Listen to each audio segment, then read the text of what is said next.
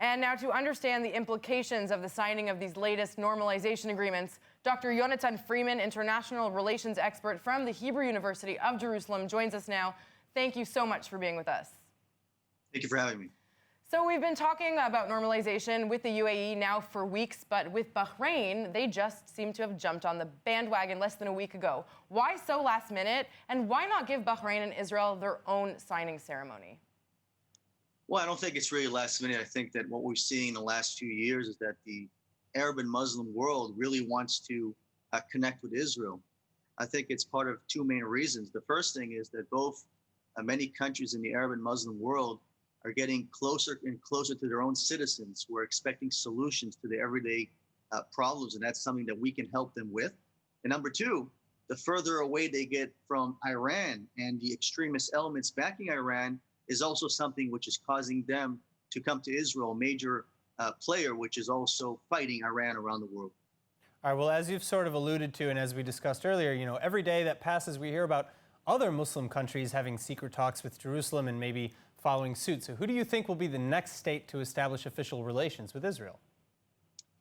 I think it's really about who needs it most. I think that if you look at the countries around the world in the Muslim and Arab societies, those countries which really need our tools for fighting the desert, tools in the field of cyber, tools in the field of the medical systems, everything that they need to get ahead to the 21st century. I think those are really the first countries which will pick up a phone and talk to Jerusalem. And number two, really those which are finding that Iran is a destabilizing an actor in their own countries. I think also those regimes will be more likely to talk to Israel. Dr. Freeman, where can we find Saudi Arabia in all this? They're the leaders of the Arab world. They're clearly supporting these agreements. So why not move forward, with Israel themselves and sign a normalization agreement? Well, I think we have to realize that the Arab world is not always talking in a similar voice when it comes to public opinion.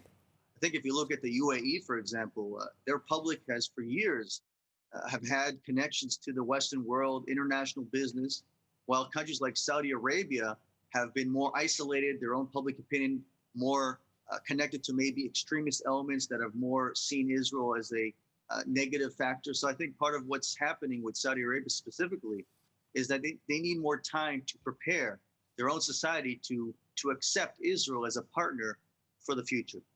And can you expect the Palestinians to ever accept this deal as more countries maybe even join in? I think that the Palestinian Authority, which is claiming and they're announcing every hour that this is a stab in the back, I think that what they're going to be finding is that this shows that the UAE and Bahrain and others really have the Palestinians back. I think that these deals really bring more investment to the Palestinians, will also help bring the Palestinians to the negotiation table. I think that when it comes to this agreement, it's true that the Palestinian Authority is against it, but over time, more and more public pressure from within Palestinian Authority territories, I think, will cause a shift. And in the end, they'll accept these agreements as something positive and not negative. All right, Dr. Freeman, thank you so much. Thank you very much.